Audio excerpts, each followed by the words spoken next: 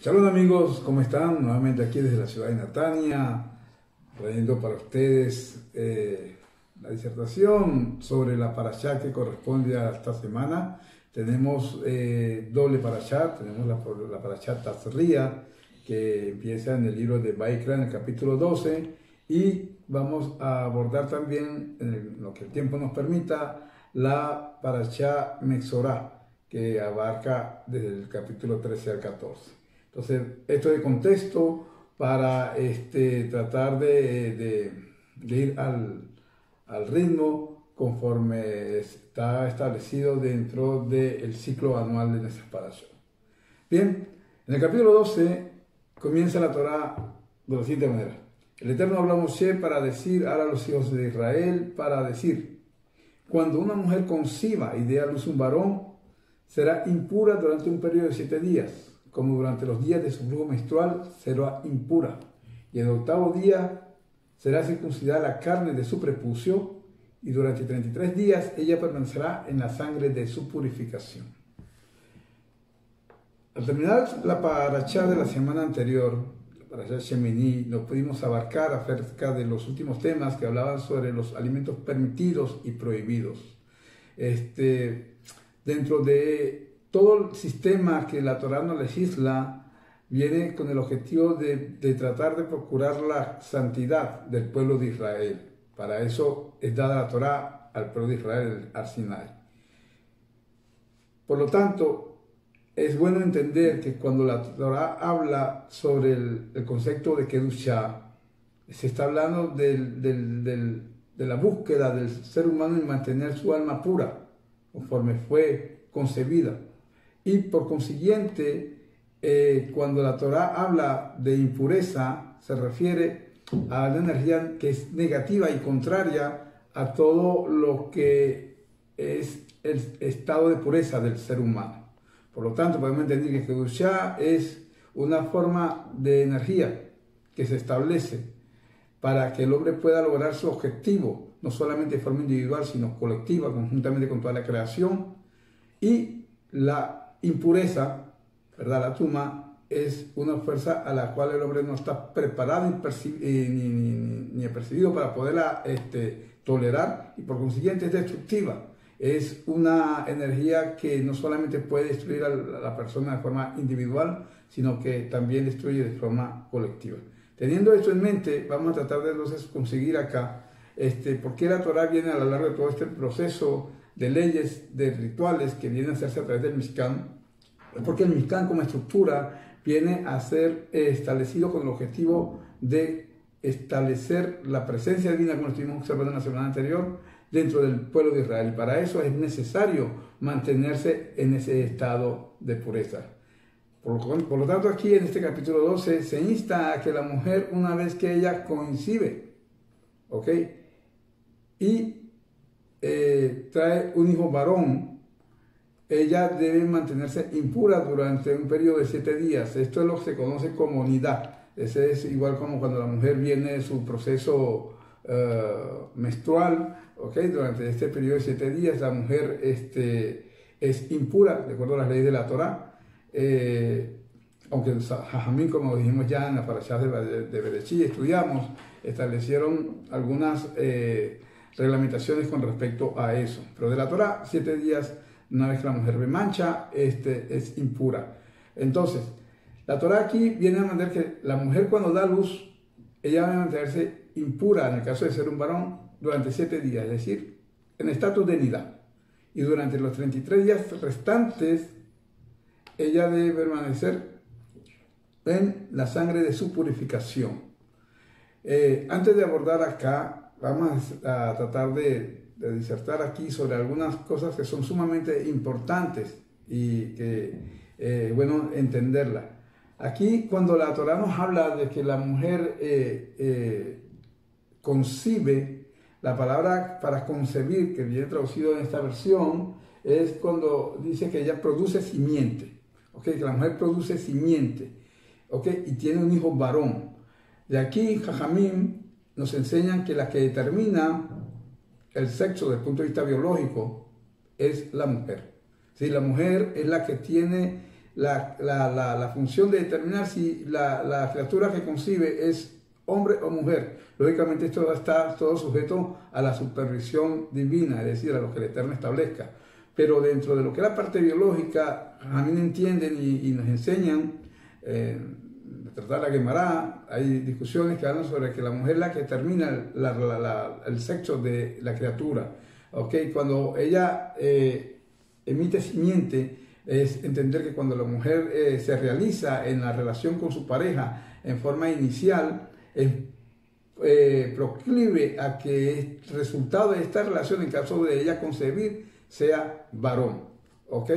En el caso de que sea el hombre quien llega a adelantar en esta relación a la mujer, es decir, que el hombre se realiza primero antes que la mujer, entonces es posible y prescribe de que esta criatura sea niña. Ok, estos son solamente comentarios que tenemos para tratar de determinar por qué se establece de esta forma la narrativa de estas misbot.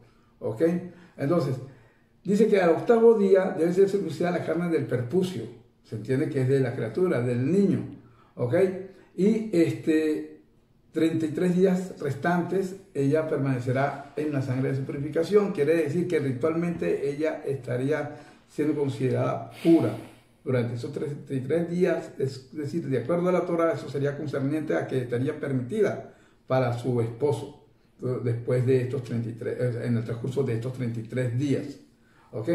Pero mientras ella está en esta situación, aunque está permitida para su esposo, continúa la Torah y dice que ella no podrá tocar nada sagrado y no podrá entrar al santuario hasta se completen los días de su purificación.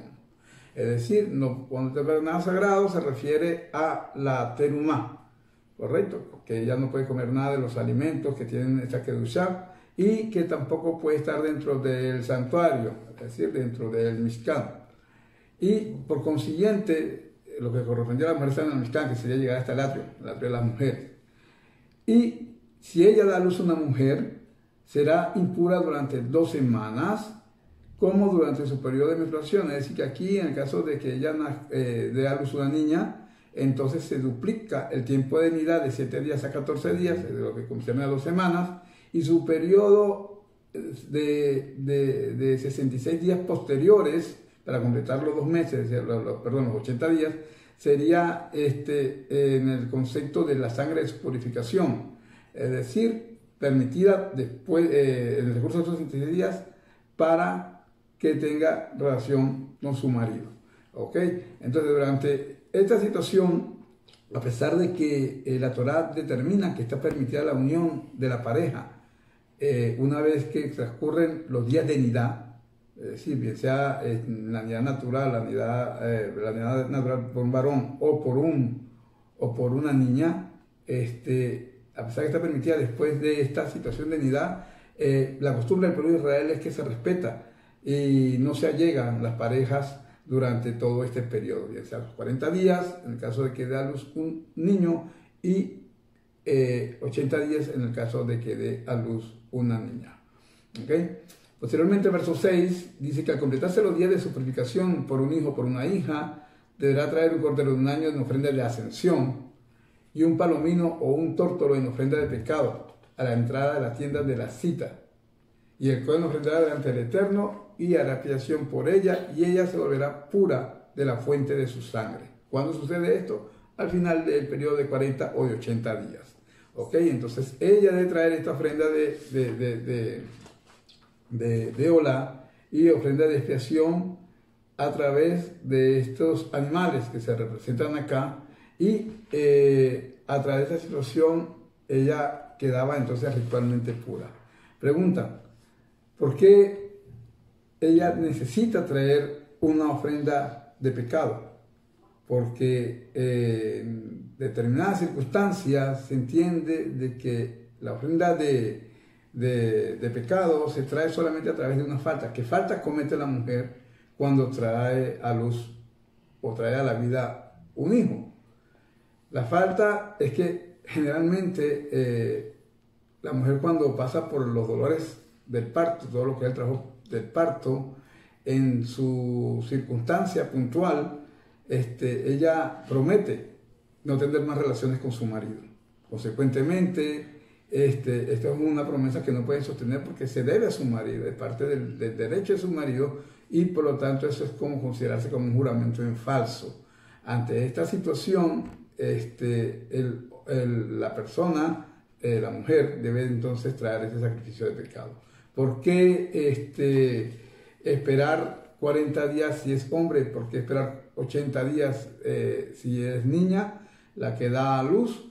Es por la razón de que cuando la mujer da a luz un varón, pues se siente más prontamente arrepentida de la promesa que haya hecho, del juramento en vano que haya hecho, y por lo tanto se le acortan los días de distinción para estar de forma ritual pura.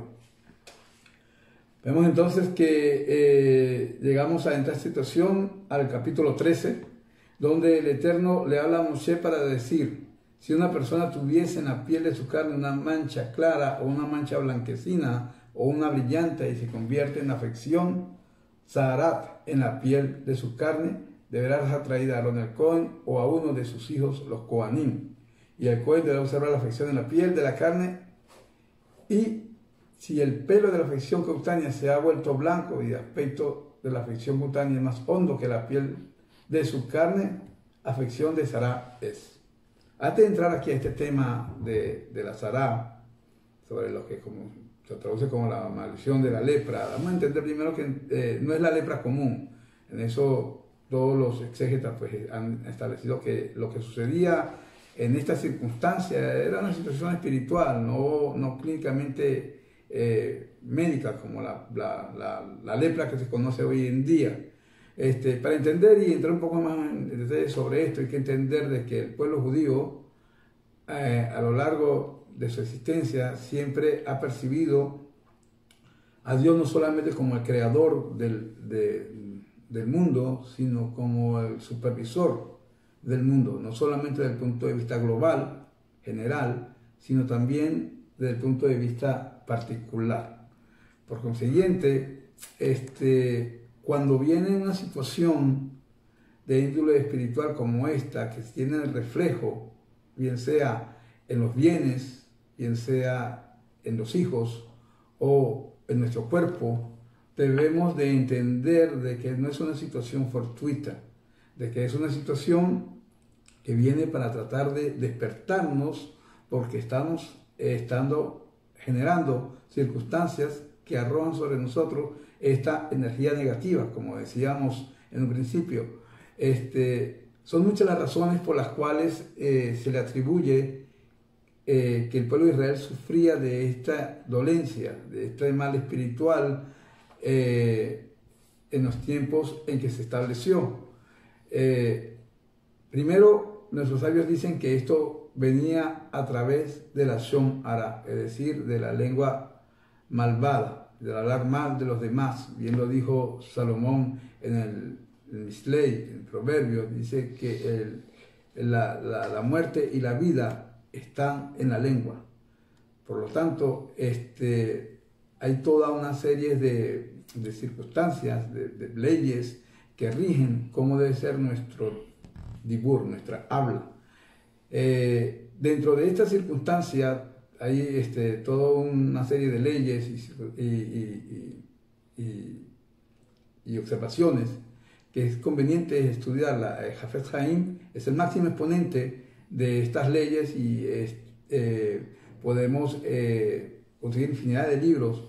Hoy en día tenemos la posibilidad de ver traducciones de libros, que no puedes tener los libros de forma física, puedes tenerlos también vía internet. Dentro de esa circunstancia está al alcance de todos el saber cómo poder dirigirnos, cómo saber regir la forma en que hablamos. Existen otras razones por las cuales se atribuye esta dolencia de la lepra, de la Zaharat, en las personas del pueblo de Israel. Una de ellas era el orgullo. El orgullo viene a estar relacionado con esto. el juramento, hacer juramentos en falso, el robo, el derramamiento de sangre, ¿sí?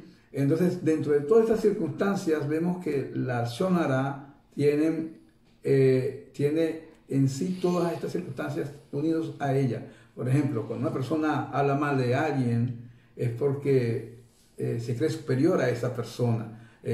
Su orgullo lo lleva a determinar que él es mejor que esta persona y por lo tanto tiene el derecho de hablar circunstancias que no convienen. El robo, porque cuando una persona habla mal de otra persona, indiscutiblemente está robando su dignidad. Cuando una persona avergüenza a esta persona porque habla mal de ella, genera habladurías de ella, esa persona se enrojece y jamás dicen que ese enrojecimiento es la sangre que se derrama, como aquella persona que muere dentro en su cuerpo, pues derrama su sangre, pues de alguna otra manera el avergonzar a una persona genera esta misma situación y por lo tanto el castigo es equitativo con referente a esa situación.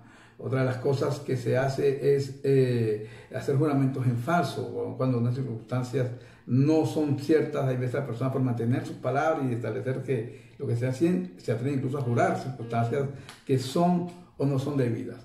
¿Okay? Cuando se habla de la Lashon Hara no se está hablando solamente del hecho de que tú hables mentiras sobre las personas a las que te refieres, sino que incluso que sean verdades, el hecho de que tú trates un tema sobre una persona, no estando esa persona presente, el objetivo no es totalmente constructivo, por lo consiguiente la energía que se genera está colocando a esta persona en una situación donde le estás robando, le estás asesinando, la estás alejando de la sociedad. Por consiguiente, la consecuencia de esto, porque la Torá siempre tenemos que es una situación que va proporcionalmente, de acuerdo a tu falta, así recibes el castigo. Entonces esta situación de la lepra, como vamos a ver a lo largo del desarrollo de esta parashá, viene a hacer lo mismo con la persona. Esta persona que genera este comentario, entonces primeramente es advertida. ¿Okay? Aquí en la Torá vamos a ver que entre las dos parashot, primero habla sobre la lepra del cuerpo, después viene a hablar sobre la lepra de la ropa, vestimentos, y después viene a hablar sobre las lepras de las casas. ¿Okay? No vamos a entrar en detalles sobre todas estas cosas, pero sí es bueno entender de que, aunque están establecidas así, no es así como sucedía. Jajamín dicen que el sistema era inverso, es decir, que la persona antes de sufrir una situación en su cuerpo, primero sucedía en sus bienes, es decir, primero sucedía en tu casa. Posteriormente, si la persona no rectificaba y no hacía teshuvá, arrepentimiento sobre su situación, entonces el Eterno, por inducirlo a que rectificara ese error, entonces tomaba esta afección sobre la vestimenta. Esto incluye también el cuero, no solamente el tejido de tela. Hoy en día decimos, bueno, la vestimenta no es tan importante. En los tiempos en que se ha establecido esto, una prenda de vestir era sumamente valiosa. Por lo tanto, vemos que se afecta esta situación antes que volver a tocar, antes que se tome a la alternativa de tocar el cuerpo del ser humano. Cuando la ciencia determina someter al individuo para que sufra la situación de su maldad en su cuerpo, es porque ha agotado los recursos para hacerlo volver de su error y que no lo ha logrado. Entonces, vemos entonces que esta afección tiene muchas características. No vamos a entrar en detalles porque nos daríamos demasiado tiempo, pero el Cohen era el que tenía la autoridad para poder determinar que la persona, el objeto, fuera considerado con la maldición de la lepra. ¿Ok? Podía venir cualquier persona especialista en esta circunstancia y poder observar la afección y considerar que sí, probablemente era la lepra, pero no tenía autoridad para determinarlo. Tenía que traer un Cohen que en el momento en que confesaba que esa sí era la plaga de la afección de la lepra, entonces en ese momento se ejecutaba todas las leyes recurrentes a esta situación. ¿Cuáles son esas leyes recurrentes? Bueno, en el caso de ser una casa tenía que ser observada primeramente, que eso fuera así, tenía que observar durante un periodo de 7 días, posteriormente 7 días más, hacer removiendo las manchas que generaban la duda si era lepra o no, y si estaba convencido, pues la declaraba impura, había que demolerla y llevar todos sus escombros a un lugar impuro. Si era en el caso de la vestimenta o la prenda de cuero, lógicamente sucedía lo mismo, se observaba, se ponía en observación 7 días y no había confirmación exactamente y seguridad, se daba otros 7 días más y después, bueno, había que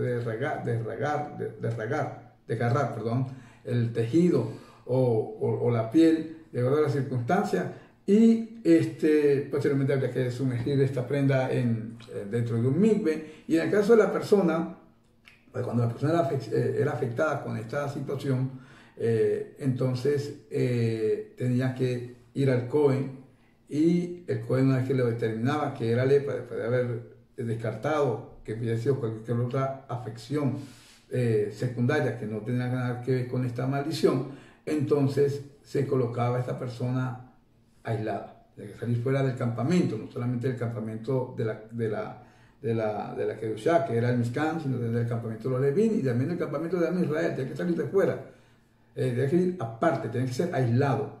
Esto representa una consecuencia de lo que el individuo generó. Así como él hizo que las personas fueran aisladas socialmente, él ahora viene a decir aislado. Esta persona tenía que dejarse crecer el cabello, tenía que rasgar sus vestiduras, ponerse ropa de saco, rudimentaria, y gritar en la medida en que iba desplazándose, leproso, leproso. Con esto él determinaba su responsabilidad con respecto a que nadie se le acercara.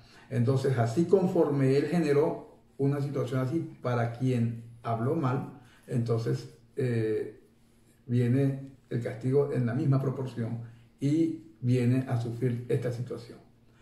Vemos entonces que una vez que la persona pasaba su situación, hacía teshuvá, esto generaría este arrepentimiento, y esta reflexión generaría una restauración física del individuo, o en este caso si fue física, o en el caso fue material del individuo, y entonces el individuo tenía que recurrir a un proceso de purificación. Entonces, una vez que el Cohen observaba que el Zara era el leproso, estaba puro, entonces él hacía que se rasurara todo su cuerpo, ¿okay? Y tenía que traer dos pájaros vivos, ¿okay? Estos pájaros venían que ser acompañados con un trozo de cedro, tenía que venir acompañado con una lana carmesí y un cordón de lana carmesí y con una rama de hisopo, ¿ok? El ritual consistía en lo siguiente: tenías que tomar uno de los dos pájaros porque el hombre tiene dos lashon, tiene dos formas de hablar. Una forma de hablar, que es cuando el hombre habla de acuerdo a la Torá, que habla de acuerdo a los principios especiales establecidos dentro de la Torá. Cuando se hace un dibur, entonces eso representa a uno de estos dos pájaros, que es el que se va a dejar vivo, y el otro, que es el que representa la calumnia, entonces que representa esta situación negativa, esta energía negativa, entonces tiene que perecer. Entonces se tomaba este pájaro, uno de ellos, y se degollaba y vertía toda su sangre en un recipiente con agua de manantial. Esto se hacía en presencia de el que estaba haciendo el acto de purificación, ¿okay? Se iniciaba este proceso el primer día, una vez que se hacía conferido impuro, él traía estas dos aves. La ave segunda se amarraba al cedro con el hisopo y era atado esta ave por el hino carmesí. Se sumergía esta ave en el agua donde estaba la sangre del pájaro que había sido degollado y se salpicaba sobre el leproso que estaba en proceso de purificación, y de esta forma iniciaba su proceso de purificación. ¿Okay? El cedro representa el orgullo, ¿sí? Es un árbol frondoso, un árbol de los más consistentes que existen.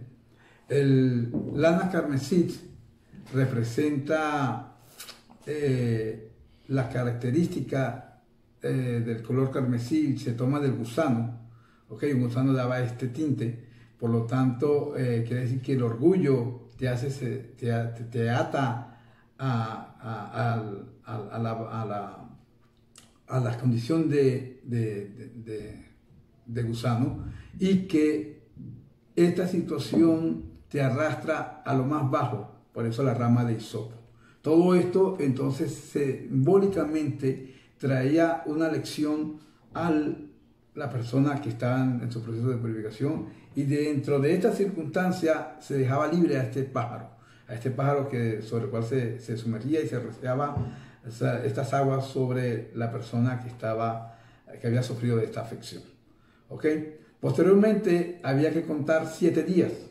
Estos 7 días tendrían el hombre que volver al sacerdote, y esta vez él tenía que volver a rasurarse todo su cuerpo, es decir, toda su cabeza, todas sus cejas, todo lo que tuviera vello en su cuerpo, y tenía que sumergirse en un mikve, ¿okay? Tenía que hacer tevilá. Él y también su vestimenta, las circunstancias que estuviera involucradas dentro de esta situación, y al día 8º esta persona tendría que traer unos sacrificios, ¿okay? Dentro de los sacrificios que tenía que traer la persona cuando era restituida estaba una oveja de 1 año. Esta venía a representarse como un sacrificio de Hashem, de culpa, ¿okay? Tenía que traer 2 corderos, uno para ofrenda de Hatat, por pecado, y otro por ofrenda de Olá, es decir, para ser aceptado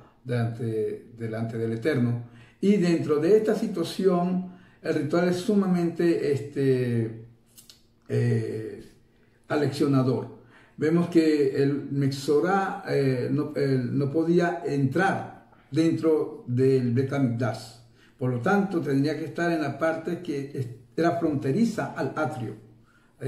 Había una parte donde no tenía la kedushá de la santidad del Mishkan, y justamente antes de entrar el atrio, el Mexorá se paraba y traía sus ofrendas.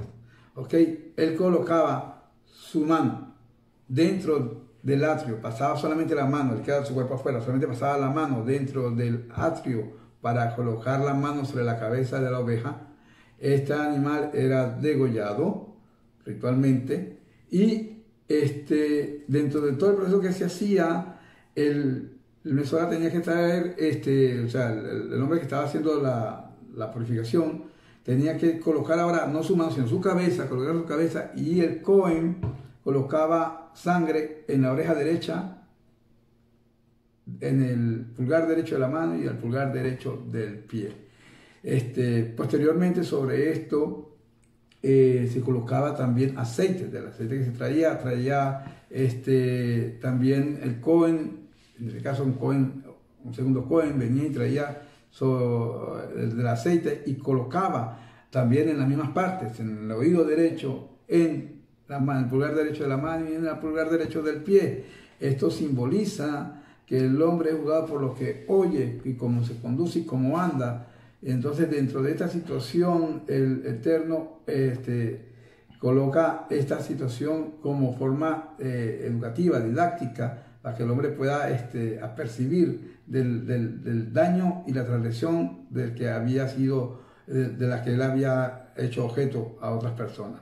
Consecuentemente, vemos que esta persona, una vez que traía estos sacrificios, era el día 8º, después de haber iniciado su proceso de purificación, entonces él volvía a bajar al mikve y se sumergía en el mikve, y ahora se hacía ritualmente puro y era restituido a la sociedad. Podía volver dentro del campamento de Israel, podría volver a estar habitando en medio del campamento, mas sin embargo no podía entrar en su casa de forma inmediata, tenía que esperar un proceso de 7 días. ¿Sí? Todas estas leyes que vienen a a ser establecidas dentro de estas dos parashot, nos pueden dejar muchas enseñanzas de forma no solamente reflexivas, sino también alentadoras, esperanzadoras. ¿Sí? Entendemos de que para muchos estos sacrificios rituales tal vez no tienen ningún tipo de necesidad hacerlo hoy en día. Es decir, no tendrían, eso no se pudieran hacer, no se pueden hacer porque estamos en ausencia del Beit HaMikdash. Una vez que se construye el Beit HaMikdash, todos esos sacrificios deberían de ser retomados. Entonces, dentro de estas circunstancias, muchos dirán, ¿qué objetivo tiene como esto? Hacer esto, ¿verdad? Esto permitiría rectificar, una rectificación en el alma del hombre, una rectificación en medio del pueblo, indiscutiblemente y sin duda alguna, claro que sí. Hoy en día cuando hablamos de impureza y de pureza, nos referimos a ellos de forma ligera, ¿ok? Sin embargo, en el pueblo de Israel existen observancias, a pesar de que no existe el Beit HaMikdash, existen observancias que se mantienen como es la anidad, el proceso de separación del hombre y la mujer. Cuando la mujer está dentro de su periodo menstrual, como dijimos al principio, tenemos la situación del lavado de las manos, es un sistema también de pureza y ritual, porque dentro de esta situación legislativa se trata, como dijimos al principio de la introducción, de establecer que el hombre se mantenga dentro de las energías positivas que permitan que la Kedushá sea desarrollada en medio del pueblo. Este era todo el objetivo del Mishkan, es todo el objetivo del Beit HaMikdash, de establecer la presencia divina en medio del pueblo. Por lo que entonces observamos que la intención de todo este sistema ritual de pureza e impureza trata de despertar la conciencia del pueblo de la importancia que es mantenerse en este estado de santidad, de purificación, para que la presencia divina pueda morar sobre el pueblo. La Torá continúa en el capítulo 15, ya dejando atrás lo que es el tema de la maldición de la lepra, sobre leyes de impureza e impureza que tienen que ver con relación al género tanto masculino como femenino, que habla con respecto a secreciones dentro del cuerpo del hombre o secreciones distintas al periodo de la mujer, y tienen sus leyes. Tienen sus leyes que serían importantes que cada quien pudiera compartirlas, poderlas estudiarlas. Siempre es importante tener en contexto de lo que la Torá habla. Y termina la parashá, pues, de alguna otra manera, donde se establece que estas leyes son dadas para que el pueblo de Israel mantenga su situación de pureza. Nosotros cuando observamos todas estas demandas que el Eterno establece para con el pueblo de Israel con el objetivo de mantener su santidad, preguntamos qué relevancia tiene en el día de hoy observar estas leyes. Primero que nada, vemos que cuando uno estudia las leyes, aun cuando no tengamos la capacidad de poderlas cumplir, porque como dijimos, no tenemos Beit HaMikdash y hay circunstancias que no están dadas, el hecho de estudiarlas equivalen como si las estuvieras cumpliendo. Por otro lado, también cuando leemos de estas situaciones que son aleccionadoras, no solamente podemos verla desde el punto de vista de la situación de determinar, ir al fondo de lo que es la circunstancia y el comportamiento del ser humano, sino tenemos que ver también las partes aleccionadoras y esperanzadoras que hay dentro de esta parashá. Cuando nosotros asumimos que el pueblo de Israel hoy en día no cuenta con la presencia divina, la Shekinah no habita en medio nuestro, pues no tenemos el templo, nosotros entendemos de que la esperanza de que esta situación se dé tiene que ser parte de nuestra creencia. Entre los 13 principios de Maimónides dicen que nosotros debemos creer todo el tiempo, cada día y día, tanto en la venida del Masías como en la reconstrucción del tercer Beit HaMikdash. Por lo tanto, cuando nosotros entendemos las situaciones que son demandadas dentro del pueblo, no puede pasar de forma ligera. todo este conocimiento, porque de alguna u otra manera va a depender siempre de nuestro conocimiento para poder hacer la observancia correcta dentro de estas leyes. Por último, queríamos compartir un pasaje que traemos en el libro de Ezequiel, en el capítulo 36, el verso 17. Aquí el Eterno compara a la falta del pueblo de Israel, por la cual va a perder la condición de habitar en medio de la presencia divina, a la distancia que hay entre un hombre con una mujer cuando está en su periodo de nidad. Entonces dice el profeta en 36:17, hijo de hombre, cuando la casa de Israel vivía en su propia tierra, la profanaban por sus caminos y por sus actos. Sus caminos ante mí eran como la suciedad de una mujer en su impureza. ¿En dónde está la esperanza en esto? Pues como estudiamos en el paso de la parashá que hemos estado hablando, la impureza entre la mujer que prohíbe su acercamiento de su marido a ella es temporal.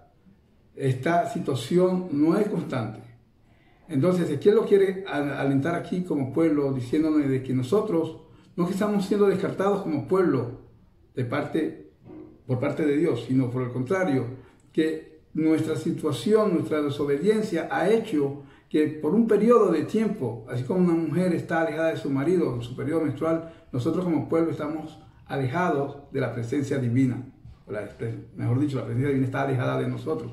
Mas, sin embargo, en el versículo 25 continúa el profeta y dice así, versículo 25 de este mismo capítulo, de este mismo Perec, dice el versículo así: rociaré agua clara sobre vosotros y seréis limpios de todas vuestras impurezas y os limpiaré de todos vuestros ídolos. Entonces vemos que hay un momento en que este periodo finiquita y hoy en día estamos más cerca de eso. Estamos habitando ya en medio de la tierra, estamos estableciendo sistemas que nos permiten vivir la Torá como en ninguna otra parte del mundo se puede vivir. Por más organizado que esté, no hay un lugar mejor en el mundo para vivir la Torá que en Israel. Y prontamente tendremos la oportunidad de ver construido el Bet Hamikdash, y para ello, lógicamente, tenemos que rectificar esta situación de impureza y volver a restaurar nuestro estado de pureza.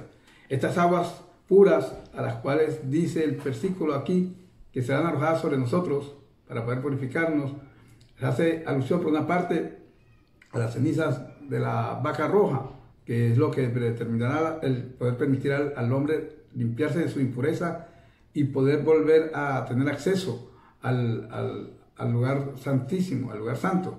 Y por otro lado, también el agua, recordemos que siempre tiene una comparación, ¿ok? Es sinónimo de la Torá. Entonces, en esos tiempos, la Torá será estudiada, será aprendida. Nos dedicaremos al estudio de esta Torá y entonces seremos purificados a través de este conocimiento. Pero no podemos esperar hasta que este momento llegue. Nuestra responsabilidad como pueblo es empezar desde ahora, poco a poco, ir ahondando, motivándonos e interesándonos por compartir nuestra herencia, la Torá. Bien, amados, eso hasta ahora. Que espero que tengan un feliz mes y un Shabbat Shalom. Y recuerden, si les ha sido de utilidad este video, no olviden de compartirlo con otras personas y por favor suscríbanse. Hasta luego.